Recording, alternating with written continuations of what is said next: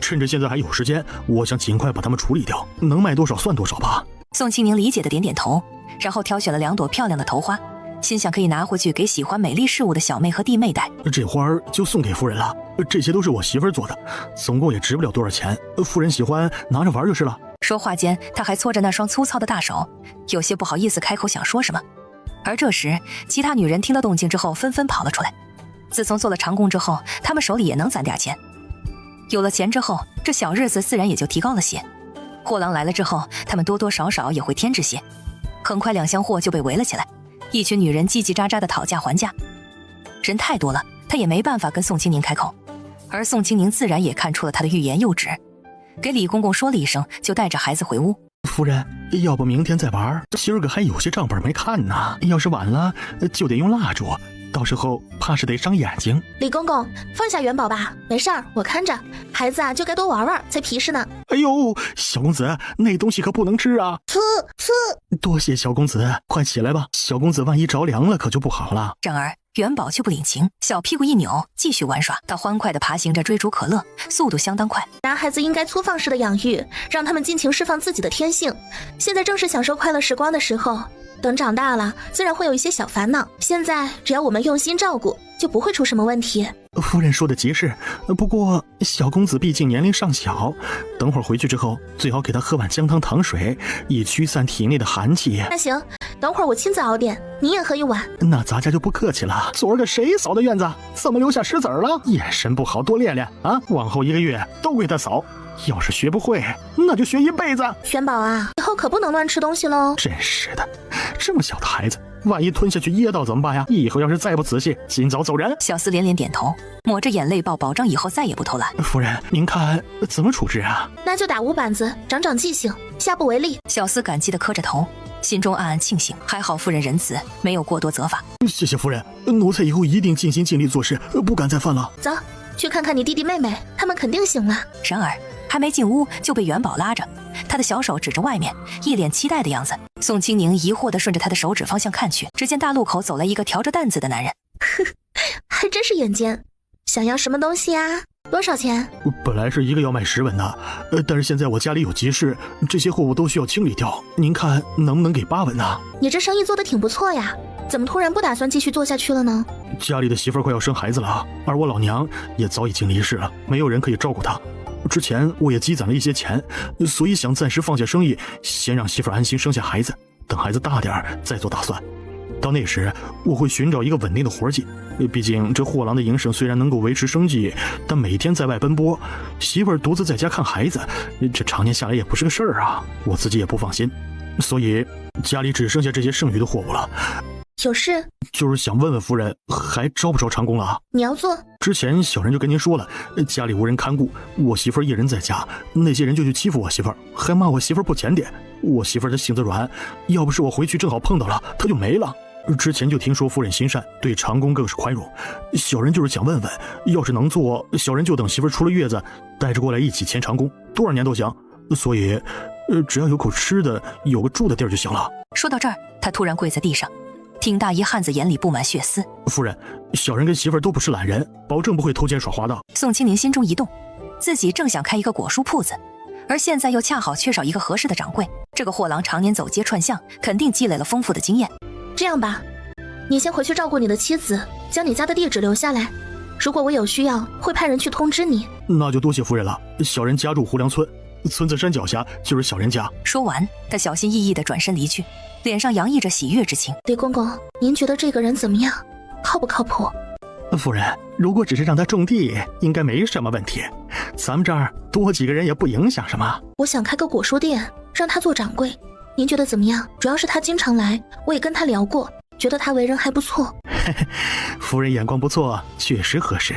不过要是做掌柜，还是需要再观察观察，毕竟这人心难测。夫人心思纯良，就怕容易得到之后贪心不足啊。那这件事情就麻烦公公了，辛苦你啦。夫人言重了，咱家能给夫人搭把手，那是咱家的福气。咱家活了这么些年了，也就跟夫人过了几天松快日子。夫人要是这么客气，那可就折煞咱家了。这天，果蔬店装修正式完工。明日开业，今日把货全都补齐。那就明日开业吧。只要是夫人说的日子，那可都是黄道吉日啊。货郎两口子最终还是与宋清宁签署了一份长达20年的长工契约。这段时间以来，他们两口子一直忙前忙后，尽心尽力，毫无保留地付出着自己的努力和心血。货郎由于常年走街串巷，积累了一些经验，而且嘴巴特别能说。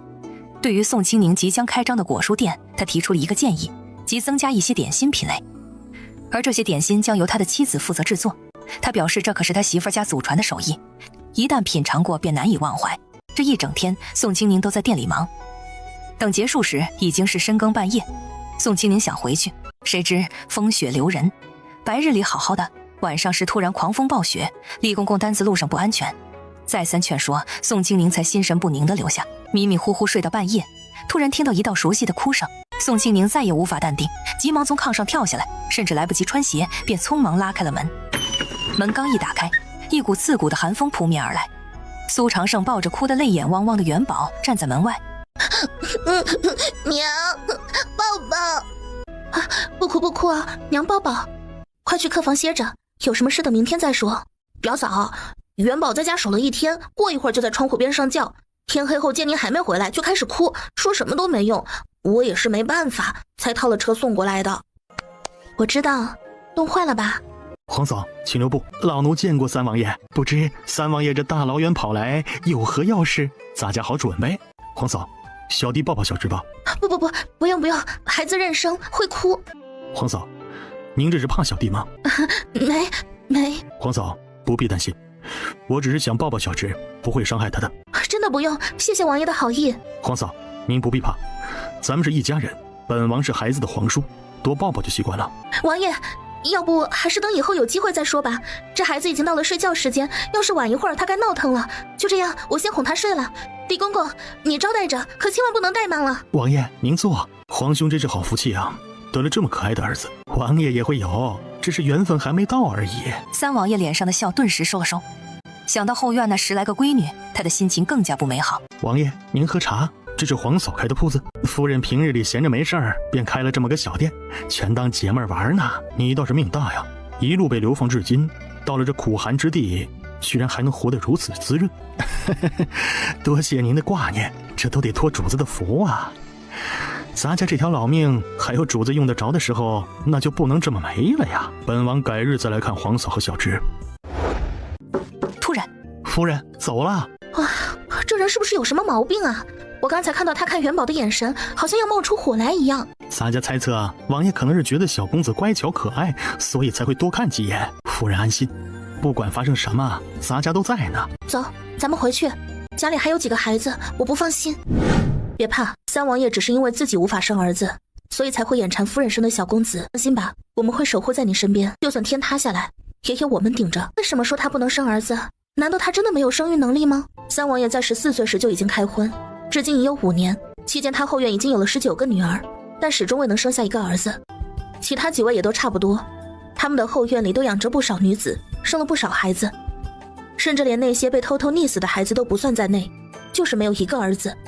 他们一心只为了能有一个儿子，然而他们梦寐以求的东西，我们的主子现在却拥有4个小公子，他们嫉妒的眼睛都快掉出来了。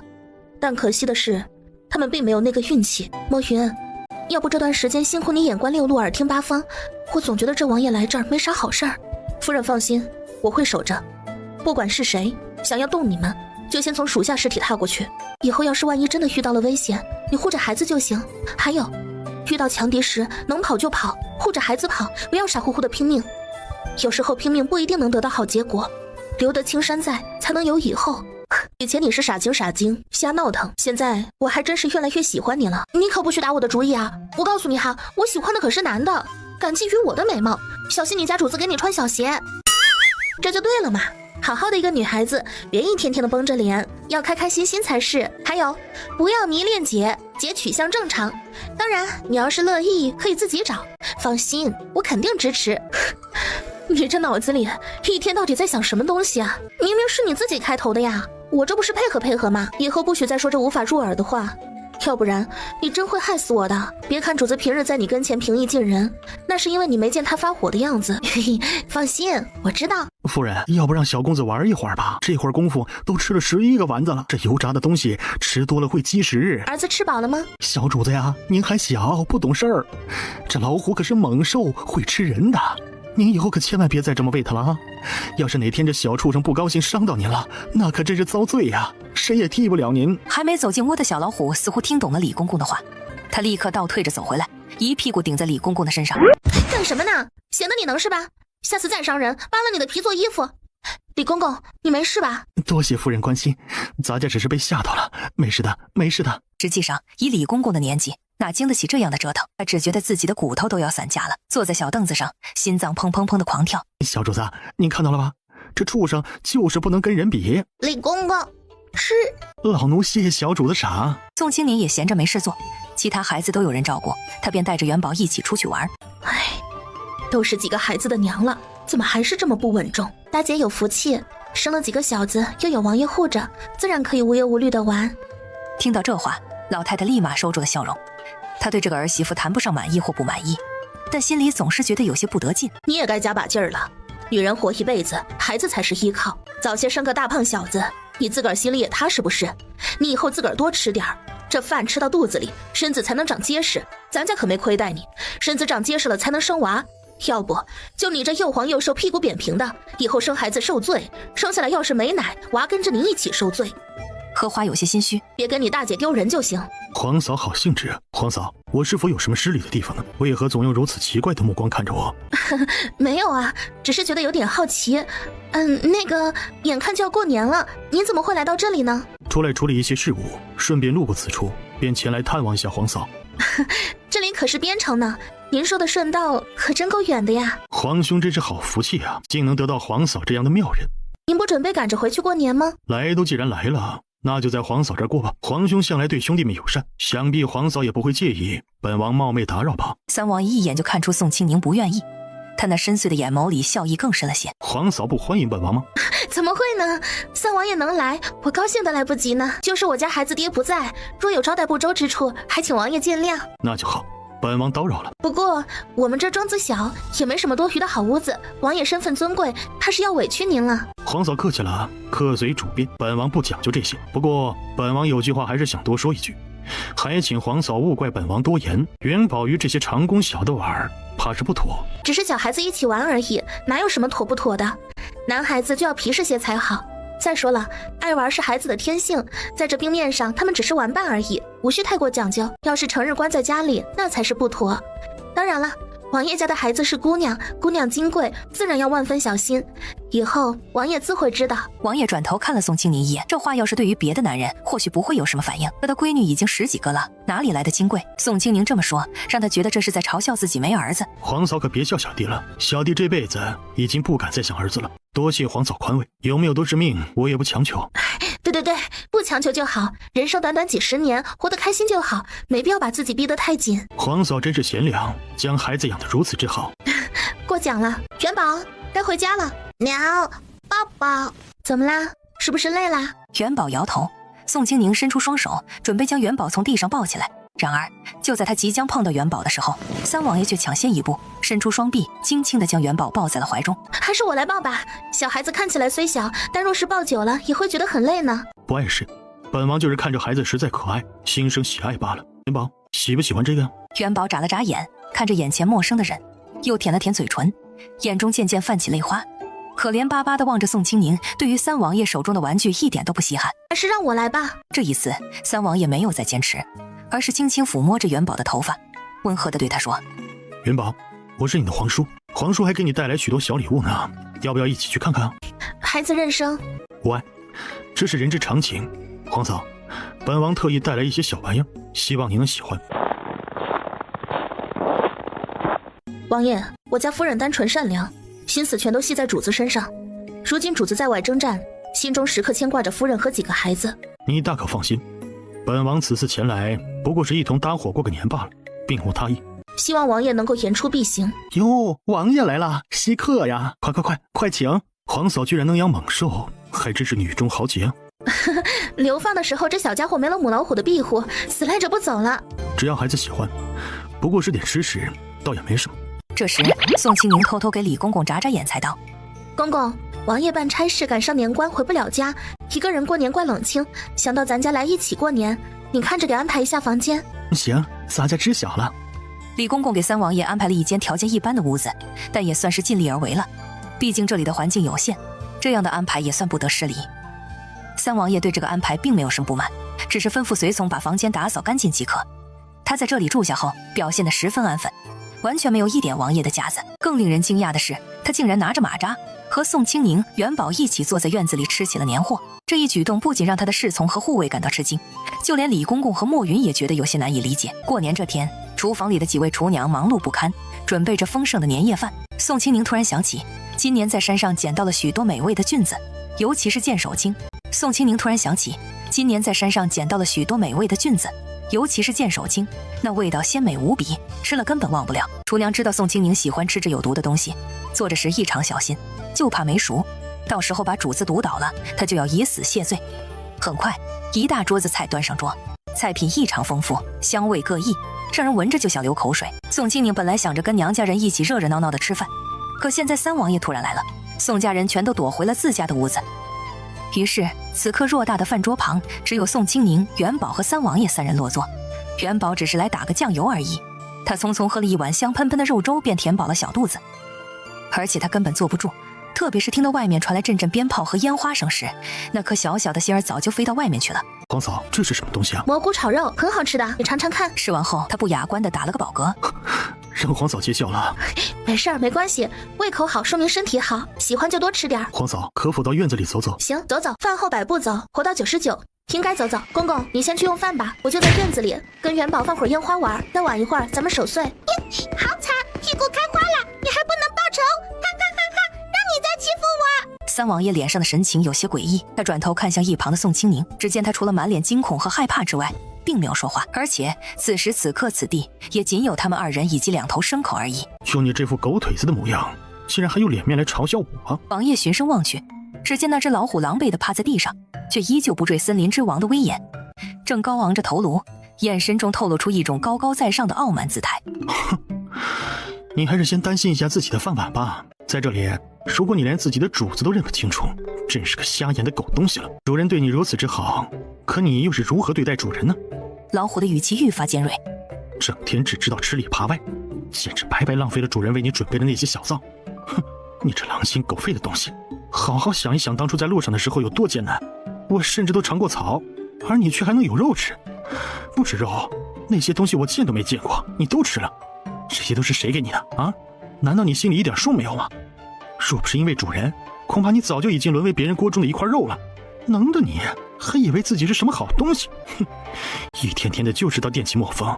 那家伙是抱了你几个月，但你自己好好想想，要不是因为主人，他能抱你吗？你再仔细想想，主人有多久没有偷偷摸摸给你开小灶了？哼，等哪天你没用了，我一定把你的狗头吃掉，看你还怎么嘚瑟。最后一声，老虎几乎是用尽全力吼出来的，他呼哧呼哧地喘着粗气，根本不愿意再理会这个愚蠢的家伙。小虎哥，你怎么样了？没事吧？小老虎刚才还是一副雄赳赳气昂昂的模样，此刻见到宋清宁如此关心自己，瞬间像泄了气的皮球一样，无精打采地耷拉着脑袋。小虎哥，你别怕，我这就带你回家。我去找老大夫给你看看。元宝还小，他也不是故意的，不管你伤得多重，砸锅卖铁都给治。你千万别怨元宝，我让他给你道歉。皮糙肉厚的老虎自然不疼，还给了可乐一个得意的眼神。可乐弱唧唧的小声道：“我的头不好吃。”三王爷惊愕地瞪大双眼，难以置信地看着眼前发生的一幕。宋清宁竟然如此轻松地将那重达数百斤的老虎像拖死猪一样拖进了门。毕竟他活了这么多年，从未听闻过哪家女子能够一胎产下4个孩子。想到这里，突然一阵凉风吹过，寒意席卷全身，他的后背瞬间冒出一层冷汗，同时鸡皮疙瘩也冒了出来，双腿发软，几乎无法站立。他不由自主地向后退了2步，手不自觉地撑在了大门框上。干什么呢？往哪儿按呢？你压到我的脸上了！三王爷下意识地拿开手，却惊恐地发现门框竟然有鼻子有眼，而他刚刚确实按压在了人家的脸上。抱歉，本王不是有意的。喂，那我呢？脚下突然传来一声戏谑的嗓音，他下意识地低头，就见地面也有鼻子有眼，而他还刚好踩着人家的一只眼睛都变形了。他想要挪一挪，可脚底下到处都是鼻子、眼睛以及嘴巴，各说各的，吵得热火朝天。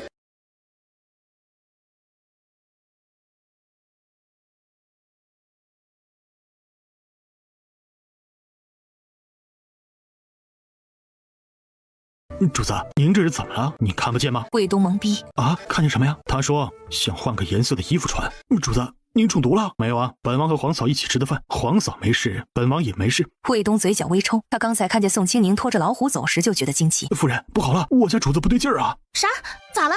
好端端的咋不对劲了？主子跟你们聊天，还说什么要换个颜色？我们可没放毒啊！我跟他吃的一样，你也看见了，问题不在我们这儿。来人，快去找老大夫！卫东把人放在屋子，几步追了进去。这位可不能出事，要不然他浑身长嘴都说不清楚。进了门，他就看见卫东急得抓耳挠腮，三王爷站着跟床打招呼。宋清宁看到他这情况，心里已经有数。他回想起之前发生的事情，刚开始大家吃剑手青的时候，有很多人都被毒倒了。然而经过多次尝试和观察，他发现只要将剑手青完全煮熟，并且搭配用灵泉水泡的茶一起食用，就不会出现中毒的问题。你还认识我吗？皇嫂，您不认识本王了？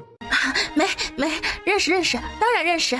皇嫂，他说自己很累，我正在跟他商量呢。我打算这样安排，以后前半夜我站着，让他好好休息；后半夜我则在他身上躺着，替我受累。宋清宁一脸狐疑地看着三王爷，有些摸不着头脑。你还挺善良哈。说完，他便一屁股坐在了椅子上，准备等待老大夫的到来。然而就在他的屁股刚刚碰到椅子时，三王爷的脸色突然变得极为难看。皇嫂，你快起来！椅子说他快被压死了，你没事吧？皇嫂不是故意的。哎，你别哭啊，以后我不会再让人坐你身上了。说话间，他还用袖子轻轻地擦拭着椅子的扶手，仿佛在安慰一个受伤的孩子一般。宋清宁不禁汗颜，心中暗自感叹，这三王爷现在这个样子还真是心地善良啊。卫东此刻已经完全麻木了，他怎么也想不到自己那英明神武、足智多谋的主子竟然会做出如此丢脸的事情。同时他又开始担忧起自己的命运来，万一主子恢复神智后得知这段时间发生的一切，那么作为仅有的2个知情人之一，自己恐怕难以幸免。想到这里，卫东不由得打了个寒战。一时间房间里只有三王爷忙活的聊天声，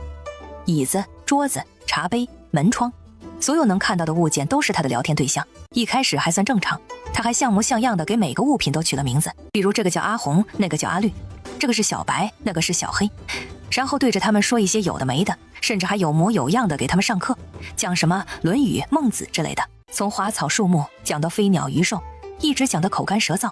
他依旧彬彬有礼地问过了茶杯，才喝了那早就凉透的茶。这时候他已经完全沉浸在自己的世界里，仿佛这些物品真的能够听懂他说话一样。甚至讲到高潮处，他还会停下来提问，问的问题全都稀奇古怪。卫东低着头不说话，宋清宁是听不懂。作为人的宋清宁跟卫东已经被迫坐在地上听了好一会儿课，要不是他们足够清醒，就这情况，恐怕还真会以为这些东西成精了。老大夫呢？夫人，老大夫今儿个高兴喝了几杯，现在叫不醒啊。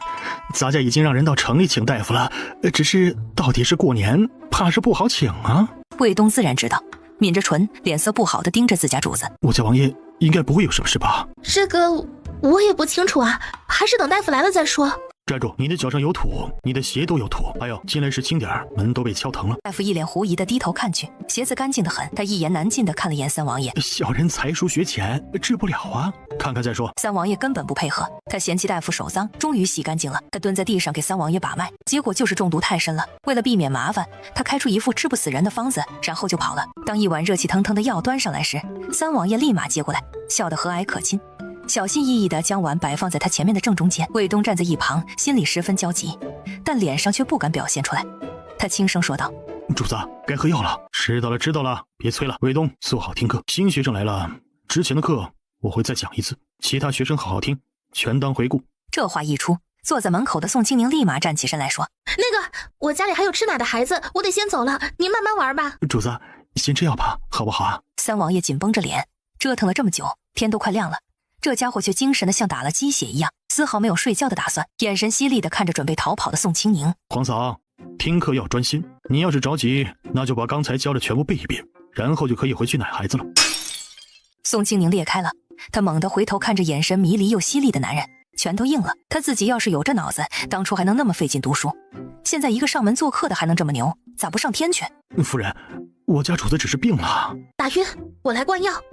卫东瞳孔骤缩，还真不敢。可主子不吃药根本不行。思考再三，他深吸一口气，举起手对着三王爷的后颈用力一击。三王爷毫无防备，身体一软，直接晕倒在地。宋清明则迅速捡起地上的药丸，趁着卫东不注意，偷偷地往里面加了一些灵泉水，随后来到三王爷身边，粗暴地捏住他的腮帮子。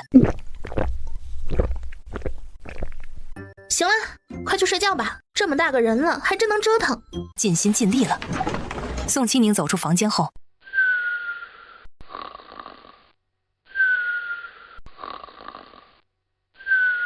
这小鬼头可机灵着呢，一直等在这里，就是想让夫人您心疼他呢。刚才我要给他上药，他还不乐意呢，非要等您来才行。劳烦夫人亲自给他抹药，要不然明儿个早上他肯定会委屈的哭一场。宋清宁无奈地笑了笑，这老虎真是让人又爱又恨。虽然长得高大威猛，但心智却像个小孩子一样幼稚。去窝里吧，怪冷的。老虎慢悠悠地起来，缩进窝里睡觉去了。辛苦您了，公公。夫人言重了，这都是老奴该做的，能够侍奉夫人和诸位小主人，是老奴的荣幸。主子的信，就算想主子也别哭，过年要开心，要不然一年都不会开心。才没有想他呢，你可别乱说话，以免产生误会。你想念主子也是人之常情，没什么好误会的。这不，主子给你写信，肯定是心有灵犀。无妻青青，今日正值年节，不知你是否安好，孩子是否闹腾，真是辛苦你了。为夫对你和孩儿非常挂念，不知你们是否也在挂念为夫？看到这后，宋清宁将信收起来。你是不是在偷看？莫云冷淡道：属下不敢，天都快亮了，你也去休息一下吧，我的腿都坐麻了。你来抱我进去吧。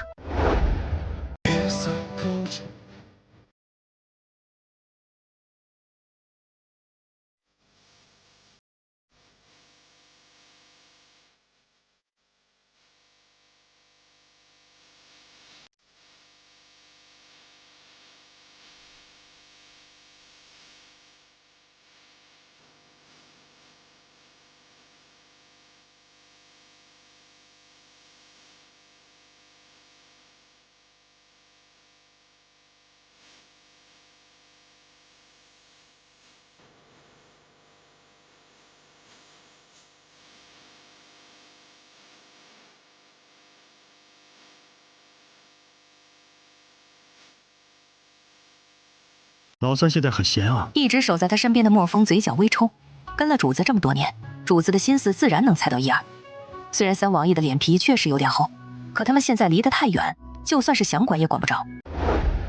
不是，这一大早的，谁给你这些东西啊？叔叔，你皇叔醒了呀？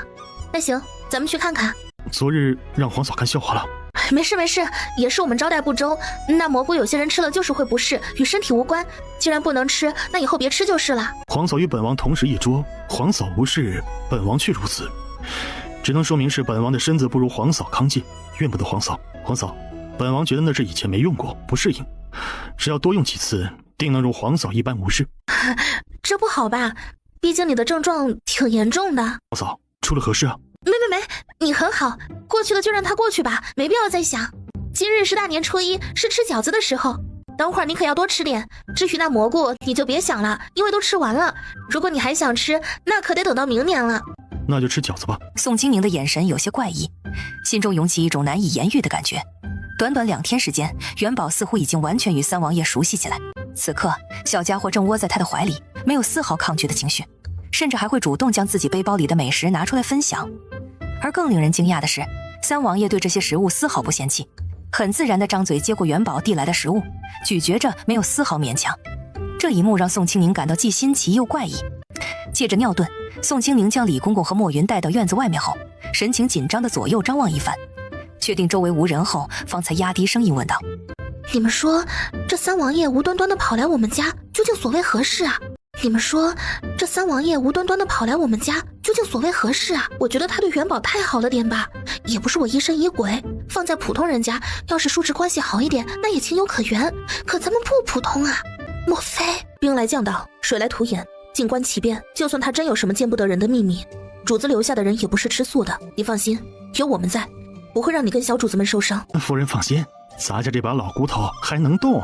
那行，在他离开之前，咱们都警醒些。唉，知道的，你们叔嫂清清白白。这要是有人瞎想，指不定给你身上扣啥屎盆子呢。到时候人家可是王爷，你就不一样了。你男人都不在，就算是想护你，也不能长个翅膀飞回来呀。最重要的是，万一你男人都瞎想的话咋办？唉，闺女啊，你有没有问你小叔啥时候走啊？这瓜田李下的，可别闹得你浑身长嘴都说不清了。唉，娘吃的盐比你吃的米还多，反正啊，你可长点心呐。今儿个才是大年初一，再等等吧，稍微等2天看看情况再说。如果他还没有要走的打算，到时候我再试着委婉的询问一下，总不能今天就让人家走吧。所以啊，娘，您看现在这种情况，要不以后咱们一起吃饭，你带着我爹过来，咱人多了坐一桌子上吃饭，总不会有啥瓜田李下了吧？也不会有人误会了吧？不行，那可绝对不行。人家可是堂堂的王爷，身份尊贵着呢。娘和你爹只是普通的泥腿子，怎么能和王爷同桌吃饭呢？我们哪里能吃得下饭呢？唉，娘，您就别想那么多了。其实人家三王爷也是人，没什么可怕的。再说了，不是你担心吗？既然担心，咱们就一块儿啊！不行，我们真的不行。你还是继续带着元宝去吧。只要你们俩别坐得太近，应该不会出什么问题的。这2天先将就着过，等王爷走了以后，一切就恢复正常了。反正李公公也一直在旁边看着呢，你家男人肯定不会误会啥。只要你家男人不说啥，其他的都好说。你都已经给他生了这么多孩子了，肯定相信你。宋清宁嘴角微抽，这老太太对自己是关心，可这关心有限呢。不过是让她一起坐下吃个饭，拒绝的这么干脆，不知道的还以为是让她上刑台呢。不许在心里骂娘，我没有。哼，我一把屎一把尿把你养大，你一撅屁股我就知道你要干啥。想在娘跟前藏那点心眼儿，你还嫩着呢。唉，闺女啊，咱家没本事，帮不了你啥，除了地里那点活能帮你做之外，其他的都得靠自己。你虽然已经生了这些孩子了，可你要知道，这世上只要是个女人就会生孩子，抓住你男人那才是最重要的，可千万不能歪了心思呀。你在想什么？村里有很多男人外出后，家里的一些女人就忍不住寂寞，做出那些糊涂事来。亲丫头啊，娘没有别的意思，只是提醒你一下。那个，你爹的裤子破了，我得回去给他补上。我记得正月里不能动针线。亲丫头啊，听娘一句话，我总是觉得你这个小叔子不太对劲。你看看他平白无故的对元宝这么亲近，这俗话说得好，黄鼠狼给鸡拜年，不安好心。娘，你先把元宝抱到你屋里住2天吧。行，元宝，走，跟外婆去玩，你舅舅给你做了好东西，保管你喜欢。皇嫂，元宝在哪里啊？元宝去后院我娘那里玩了。这2日给你们添麻烦了，本王打算明天一早就离开。那行，需要什么我让人给你准备。多谢皇嫂。一路走好，以后有机会可以再来玩。多谢皇嫂这几日的款待，本王就不打扰皇嫂休息了。不打扰，招待不周还请见谅。驾！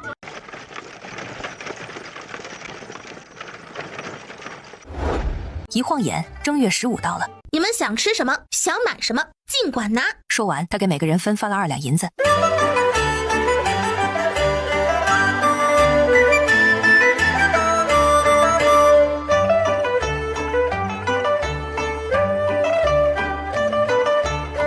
万一以后有需要，咱们还能应急。给你买个糖葫芦吧，剩下的你给咱收着。那行，就这么着。媳妇儿，快尝尝。你先吃。嘿，我不爱吃这些东西，你吃吧。咱们一起吃。吃着酸酸甜甜的果子，宋大郎笑得傻乎乎的咧着嘴。媳妇儿，你把钱收了，咱们去前面看看。没事吧？我没事，就是有点吓到了。这糖葫芦可惜了。又走了几步，他们到了一个卖首饰的摊子。您真是好眼光，这可是京城那边流行的，现在就剩这1支了。这还是桃花簪，可以辟邪，1支才30文。您买了，媳妇儿指定喜欢。什么？30文？一个破木枝子，你要这么多钱，抢都没你快。你爱买就买，不买我也不会强求。可你这么说，我还真不乐意听。你这人怎么这样说话？我说错什么了吗？啊，我这簪子可是正儿八经的桃木簪，费了不少心思和力气才做成的。买不起你可以明说呀，说我东西不好，想都别想。媳妇儿，我只是看簪子好看，想着你戴着肯定更好看。荷花低着头，小声地说道：“我不需要这些，大姐给我的金簪银簪已经足够了，何必再浪费钱财呢？”媳妇儿，我们买下吧，你戴上一定很好看。荷花见大郎是真心想给自己买东西，心里像抹了蜜一样甜，下意识地摸了把装钱的荷包。当摸到放钱的地方空空如也时，他那原本红润的脸色瞬间变得惨白无比。大郎哥，不好了，不见了！荷包，装银子的荷包不见了！而在那个人撞了自己一下之后就到了这里，这么一会儿功夫就没了。他立马断定肯定是那个人撞了自己之后趁机偷走的，想都没想，他立马转身融入人群，如同疯了一般的去找。媳妇儿，你别这样，在街上这么多人，刚才我们确实没看清楚，根本找不到，别找了啊，就当咱们没有这些银子吧。我怎么这么笨，连个钱都拿不了？那么多钱，我这辈子都没有拿过那么多钱，他怎么一转眼就不见了呢？我本来还打算把这笔钱存起来，等以后我们有了孩子也好应急用，可现在怎么办？大郎哥，如果被婆婆知道这件事，她一定会打死我的。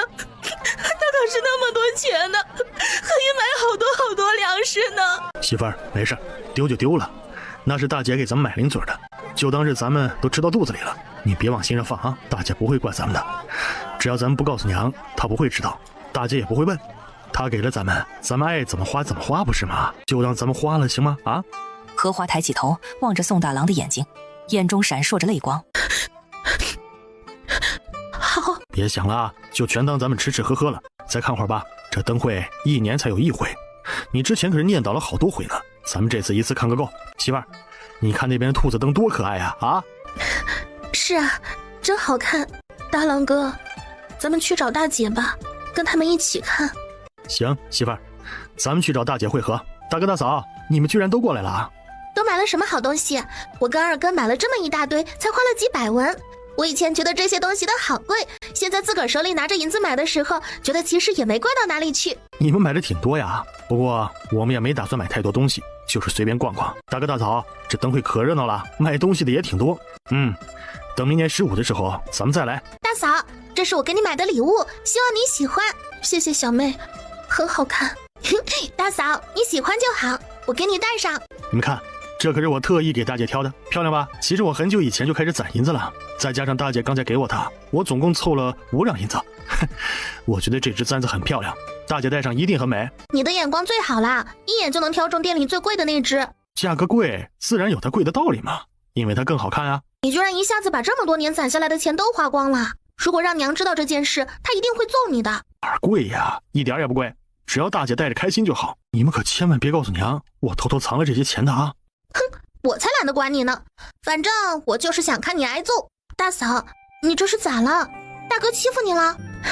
我没事儿，我就是眼里进东西了。大哥，你真欺负嫂子了？没有。那嫂子为啥哭啊？我呀，那个什么，估计这眼睛里边进东西了。哥，你到底怎么了？你怎么让嫂子这么伤心呢？哎呀，我真的啥也没干，你们别问了行不行啊？二郎、雪梅，你们别问了，我没事儿，就是有点不舒服。嫂子，你有啥事就说出来，别憋在心里，这样会好受些。是啊，嫂子，要是我哥做错了事，你就告诉大家，让大姐给你做主。真没啥事儿，你们别担心了。哎呀，你们别问了，真的没事儿。姐，大姐，我们在这儿，钱够花吗？够了，足够了。我买了好多好吃的，以前都没有尝过，可好吃了。我还买了绢花呢。那姐，这都是你的，元宝，喜欢吗？这是小姨专门给你买的。大姐，我没欺负荷花。荷花，出来就是玩的，有什么不开心的忘了就是，没必要耿耿于怀。姐，我把钱丢了。姐，我不是故意的，我就是把钱收在荷包里的，杀钱刀的小偷就那么给摸走了。你这会儿就是在为这事儿不开心？姐，大姐，对不起，都是我的错，我真是太蠢笨了。你要是想骂我，那就尽管开口吧。这件事情真的跟大郎没有关系，是我执意要将咱们俩的钱放在一起保管的。没想到你的钱竟然也丢了，实在是太巧了。我的荷包同样没了，里面可是足足装着12两白花花的银子。好在我聪慧过人，临行前特意多备了几个包，以防万一，否则这损失可就大了。好啦，莫要哭了，不过是些许小事罢了。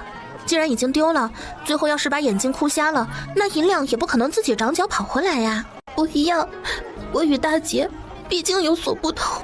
一样，都一样，都是丢了钱的倒霉蛋，能有何不同之处？再说了，今天晚上街上行人多，被偷肯定不止咱们，也没见人家在街上哭啊。你要庆幸的是，那些小偷还有点良心，在偷钱的时候没有顺手给你来上一刀子，要不然的话，那就不是失点钱那么简单了。好了啦，别再哭了。瞧，我这儿还有5两银子，快拿着吧，就当是补给你的损失，就当我那包里多装了几两。爱吃什么就去买，喜欢啥玩意儿尽管下手，咱得开开心心的玩。你可得明白，钱财丢了可不是你的过错，都怪那帮不要脸的小毛贼。要是哪日他们被抓了，我定会向孩子爹好好念叨念叨，非得叫人把他们那双不干净的爪子通通砍下来不可，看他们还敢不敢行偷了。真是的，一个个身强体壮四肢健全的，干点啥正经事儿不好，非要跑来这儿当遭人唾弃的窃贼。大姐，这怎么能这么算呢？您身边不还跟着好些人手吗？怎会？哎呀，即便是日行千里的良居，偶尔也难免会马失前蹄嘛。何况我们这些人呢？毕竟人多，总有照顾不到的时候，也是在所难免的事情。来来来，赶紧随我一同前去吃点东西吧。方才我顺道听闻有一处人家熬制的羊汤堪称一绝。这么冷的天，逛了这么久，你们肯定饿了。走，一块去尝尝。大郎，看好你媳妇儿，这路上的坏人可多着呢。大老爷们儿总得有点用不是？大郎哥，大姐她……走，咱们跟着大姐。老板，来7碗大肉羊汤，10个芝麻酥饼。7碗大肉羊汤，10个芝麻酥饼。几位客官稍等啊。刚才听人说的时候，我还专门问过了，这里的羊汤很出名，开了几10年了，那都是祖传的手艺。而且这羊汤还分很多种呢，单纯的羊汤就1碗汤，不带肉；大肉的羊汤是带骨头肉的，就是1碗贵10文。咱们来都来了，总得吃点好的不是？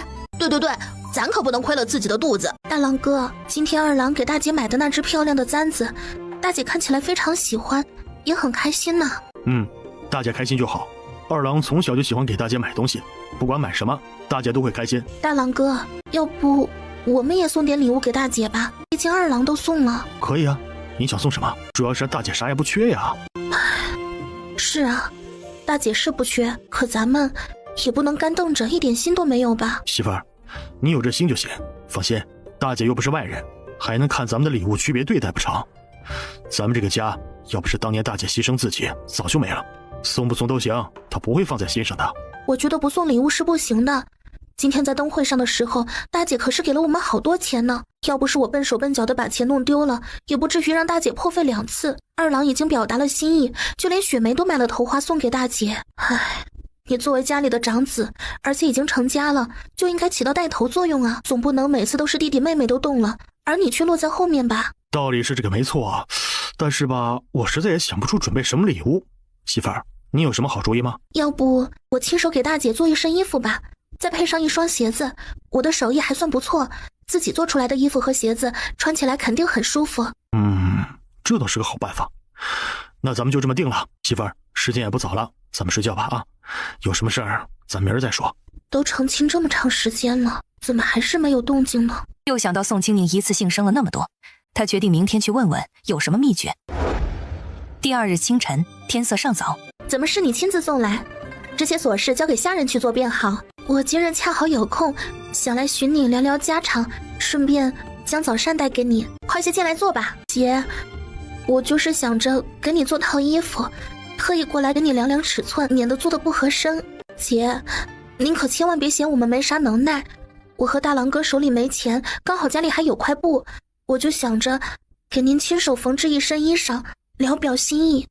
不嫌弃，高兴还来不及呢，怎么可能会嫌弃？姐，您瞧瞧，您这腰真细，平日里也不见您刻意节食啥的，咋就能把身材保持得这么好？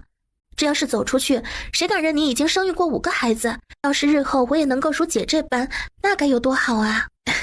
大概是体质的原因吧，你骨架小，以后肯定也胖不到哪里去。实在不行，等生了孩子之后稍微锻炼锻炼，肯定能恢复。我还在这说呢，也不知道什么时候才能生个孩子。姐，你说我成亲这么久了，怎么就怀不上？要是我生不出来咋办？你在胡思乱想什么？你们才刚成亲，你还这么年轻，怎么可能生不出来？你要是不放心，我就让老大夫给你看看。姐，你一下生那么多，有没有啥窍门？比如说做那事儿的时候有没有啥？没有，怎么可能呢？你可千万别瞎想啊！你年纪尚轻，说不准此刻肚子里已经有了孩子，只是你尚未察觉到罢了。那晚上是否有需要特别留意之处呢？哎呀，这有什么好难为情的？咱们同为女子，再说了，不就是那回事吗？而且说到底，这不也是为了孩子着想吗？我真的不知晓，要不然你还是去向他人请教吧。那我还是再等等吧，要是实在不行的话，我再去看大夫。现在我有点害怕，我不敢。宋清宁嘴角微抽，他都不知道说什么好了，这胆子到底是大是小？荷花低着头离开屋子。宋清宁终于松了一口气，想到这姑娘突然过来问生娃的事儿，心里还想着，难不成自家那嘴毒的老太太说啥了？啥事儿？闺女，快来尝尝这新做的点心。爹，这点心到底放了多长时间呢？不多，也就3个来月罢了。放心，好着呢，吃你的。我记得没短你们的吃喝吧？我记得让人经常给你们送这些吃的吧？你们藏着干什么？你看，这都放着硬的咬不动了，还发霉苦，就这东西吃了会死人的。我这把年纪了，吃这好东西也没用，这不是浪费吗？给你们留着，爹刚才尝了，没坏，香着呢。宋清宁紧紧握住柜子的把手，使出浑身力气将柜门猛地拉开。然而，就在他看清柜内之物的瞬间，只觉眼前一黑，不由得后退2步。呈现在他眼前的景象令人瞠目结舌。崭新的柜子里整整3层空间，竟然有2层被各式各样五颜六色的糕点所占据，有的却已长出了毛茸茸的霉菌，散发出一股刺鼻的异味。你们干嘛？为什么要把这些糕点全都放到柜子里？每天给你们送过来新的，为什么不吃？好东西要少吃才多香，天天吃着就是金山也经不住造。你可是还有5个孩子呢。闺女，来找你娘有啥事啊？过你娘跟前说去，爹给你泡壶茶去。来人，把这收拾了。下一瞬，2个婆子推门进来。当他们看到那一柜子的点心之后，同样目瞪口呆，对视一眼，默默地转身出去。这么多点心，打眼一看得有100来斤呢，得找个麻袋去装。你这丫头干啥呢？干啥呢？啥叫清理？清理啥呀？这好好的东西干啥呀？我看你是吃了几年饱饭，不知道啥叫饿肚子了吧？当年你娘我一块点心藏3年，都能拿出来给你们打牙祭补身子呢。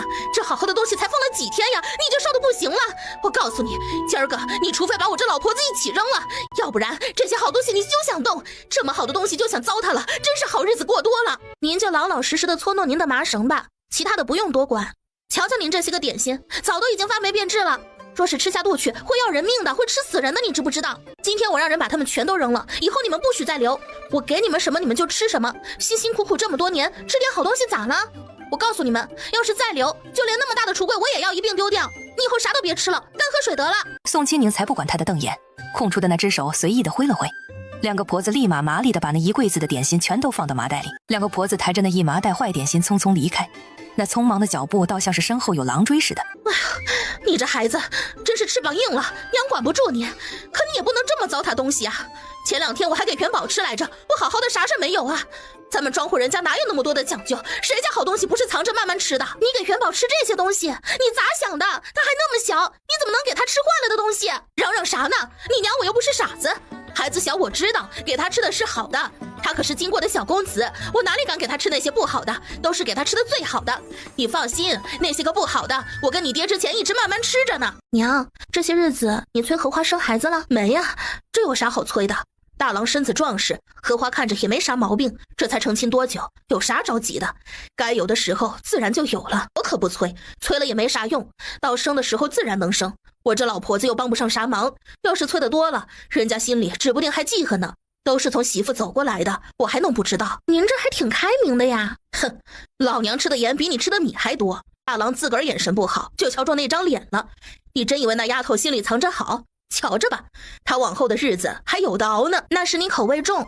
这孩子自幼父母双亡，无依无靠，只能依靠他人生活。这么多年来一直寄居在别人家，就算是吃泔水，那也是吃着人家家里的泔水才得以长起来的。养育之恩大于天，就算是有再多的恩怨，心里再不满，最起码面子总得过得去。无论如何，多少应该有一些感恩的心。他那个婶子虽说性格有些泼辣难处，但至少在表面上还算过得去。成亲的时候可是给这丫头撑了脸面的。自从这丫头成婚后，平日里竟然连一次婶子家的门都不曾入过，就这么几步远的事儿，就算是遛弯也都遛到门外。是吗？那我倒还真的没有留意到这些呢。按照习俗，大年初2是女儿回娘家探望的日子，她倒是回来了，可却只带来了些许花生和红枣做礼。他那婶子即便心里有想法，也不好当面发作。他自己居然还好意思拿出这样寒酸的东西来，我还是从别人那里闲聊时偶然才得知这件事儿，真是臊得慌。唉，他自己都不知道给自己争口气，争个面子，又能埋怨得了谁呢？亏得我当时还特意准备了一块布料，想让他带回娘家去，好给他长点脸。没想到啊，真是白费了我的一番心意了。唉，自己的日子要自己过，我这老太婆也管不了那么多，随他们去吧。宋青宁也是没想到荷花会这么做。你咋突然问这个？他跟你诉苦了？编排我不好了？没说你，就是他自己着急孩子的事。我还想着是不是你有意无意催他了，才让他想不开心急的，还想着过来跟你说道，让你想开呢。你放心，娘想得很开，那就好，只要您没有那多余的念头便好。人家小两口过日子，其他人最好别插手，要不然落了埋怨还麻烦。你还是年轻，就算不沾手，怕是也不会好。礼多的人总觉得别人里外不是人。我给您和爹安排2位婆子过来，就是刚刚帮忙收拾东西的那2人。从今日起，就让他们负责照料您与爹爹的日常生活起居。我和你爹身体还算硬了，手脚也都利索得很，哪需要什么人来侍奉啊？这不平白惹人笑吗？你们可是我的亲生父母，如今我是什么身份，自然不同以往了。有人侍奉又有何不可？就算是整日躺在床上，等着别人一口口的喂饭吃，那也是理所应当之事。瞧瞧你这孩子，真是越发没个正形了。咱家闺女只是一片孝心呐，想好好孝敬咱们呐。哼，我岂能不知晓他的心意？罢了，既然如此，那就留下吧，也好让我感受一下当老太太被人服侍的感觉。辛苦了大半辈子，一直都在伺候人，还从未享受过这种待遇呢。姐，你真好看。荷花，辛苦了。是姐你长得好看，我的衣服只是用普通的棉布做成的。你也很漂亮啊。姐姐，我跟你做衣服是真心的，并没有想要问你索要什么东西。你做的衣服真的非常漂亮，这些天来你的一针一线我都一直看在眼里，怎么能让你白白辛苦？姐，我是真心想要和大郎哥哥好好过日子的。好啦，我明白的，你不用太担心害怕，大郎是个靠得住的男人，你们以后肯定能好好过。我知道的都是我不好。表嫂，我祖母带着家里人来了，现在父亲他们被调走将功赎罪，祖母做主来投奔您，马上就要到了。宋青宁深吸一口气，这件事他听李公公提了一嘴，倒是没听过女眷的安排。表嫂，这件事情表兄怕是不知情，毕竟我也不知道，我估摸着是他们临时起意。可这事儿，算了，先去看看吧。好，老夫人这边请，快把东西都搬进去，轻点啊，别碰坏喽。祖母，夫人，身子可好？许久不见，老夫人近日可好？快些进来。李公公，给老夫人他们安排客房，可不能怠慢了。也是老身厚脸皮，上门叨扰了。都是一家人，无需客套。迎着众人进来后，宋青宁安顿老太太坐在软椅上，便在主位上坐下。既然来了，就安心住着吧，把这里当做自己的家一样。听闻也在开荒一事上出了不少力，将一切都打理得井井有条，也算是为殿下分担了不少压力呢。我不过是个普通的妇人罢了，又是乡下来的，能得到殿下的信任和支持，让我放手去尝试，已经很感激了。其他的事情我也不太懂，也就地里的事情心里还能有点门路。一开始做的时候，整日的做梦，生怕给弄砸了。毕竟那可是白花花的银子买来的东西，再难也得尽心而为，不给殿下添麻烦。至于那些收成嘛，其实也并没有那么好，最多也就是收获了一些种子而已。如果不是因为我生下了这几个皮孩子，殿下恐怕早就责怪我了。唉，这小姑娘终究还是来自小门小户，气度上有所欠缺呀。几个孩子最近怎么样？他们这会儿在干什么呢？孩子们都挺好的，这个时候正是吃了睡，睡了吃的时候，估计是随了孩子爹，平时也没啥小毛病，好养着呢。元宝刚才在午休，估计这会儿已经醒来了，要不我让人把他抱过来，让您看看。确实有段时间没见到了，说起来还真有点想念那个皮猴了。不一会儿，金欢就抱着睡眼惺忪的元宝从屋里走了出来。看到这个虎头虎脑的小家伙，老夫人的眼睛一下子亮了起来。快过来，让老身抱抱。小元宝啊，你应该叫我曾外祖母。元宝眨了眨大眼睛，似乎听懂了老夫人的话，但又好像没有完全理解。他撇着小嘴，泪眼汪汪地看着宋青宁。那小眼神中的委屈简直让人看了心疼不已。宋清明并没有着急起身，脸上也没有流露出丝毫的不满之色。时候不早了，你们一路也辛苦了，回屋歇会儿吧。唉，老身终究是老了，已经熬过来了，往后只剩享福了。你是个好孩子，眼下的眼光没错，我送您回院子吧。哎呀，真是万万没想到啊！仅仅只是因为那个丫头恰好生了个能长儿子的屁股，竟然就能得到如此之大的脸面。是啊，看样子殿下似乎已经将她视作正妻看待了呢。老三媳妇，休得胡言乱语。母亲，那么往后咱们该如何行事呢？你们只需安分守己，做好各自分内之事即可，至于其他的不必过多操心，耐心等待便是。以前我就觉着他命中带福，可没料到竟会有今日这般造化。母亲呐，那我们日后是否还需要继续干活呢？听常胜说他现在可是有不少荒地，今天我们可是亲眼瞧见了，那个小通房如今真是大不一样了，居然敢在母亲您面前摆出一副当家主母的派头来。要知道就连殿下面对您的时候都是毕恭毕敬，没有丝毫怠慢。该做什么就去做吧，不过是点活计而已，在哪里都是做。我们苏家一生磊落，绝对不能让人抓住把柄，落下任何闲话。而且从今往后，任何人都不准再提及有关通房的事情。今时不同往日，她是陛下亲封的夫人，不管以前如何，以后必须认，必须遵着。唉，我觉得不用做，做什么做啊？咱们上门就是客，哪有让客人做活的道理？再说了，这么多长工养着就是做活的，难不成让咱们把活做了，让这些长工享福不成？母亲，这个时候您可不能糊涂。咱们之前受了那么多的苦，归根究底还是为了殿下。如今咱们好不容易能松快了，怎么还能去下地干苦力？不行，我不同意，这活咱们绝对不能干。一沾上手，以后就甭想再歇着了。我就不信他还能不给咱们饭吃。咱们的男人可是现在还跟着殿下去拼命着呢，总不能好都让他白得了吧？记住自己的身份。苏长胜踏入房中，步履稳健而轻盈，径直走向老夫人所在之处。长胜真是长大了不少啊！承蒙祖母挂念，皆是孙儿不孝，未能常伴左右，是否您老人家？儿行千里母担忧，要说最为挂念之人，当属你母亲了。母亲辛苦了。哼，不过就是去个人家当个小小的侍卫罢了，能有多大的出息？依我看呢，倒不如跟随你父亲一同奔赴沙场，上阵杀敌才好呢。有你父亲在旁照拂着，哪怕只是随便立下些许战功，也好过现如今吧。儿子本来就没出息，能护着元宝长大，承蒙表嫂不弃，也算是有点用处。我也没说什么。再说了，事实本就如此啊。况且我身为他的母亲，不过就是随口说了几句闲话罢了，能有多大事儿呢？你们干嘛这么看着我？吴氏嘴角挂着一抹淡淡的笑容说：三弟妹这就想差了，要是我家长庆能一道跟着，那我恐怕连晚上睡觉都会乐醒过来呢。长庆这孩子也是很机灵乖巧的，说不定哪日就能跟小公子玩到一处。一旁的蔡氏像是突然想到了什么似的，连忙补充道：哦对了，我家长安今年才9岁，要是让他和长生一同去照料小公子，应该也是挺合适的吧。长胜啊，日后倘若小公子身边还需要人手帮忙的时候，您可一定要记得优先考虑一下咱们长安，你们可是兄弟，彼此照应也是应该的。四婶尽管放心，如果有必要，我肯定会推荐的。长安的身体较为孱弱，还需多多练功才行啊。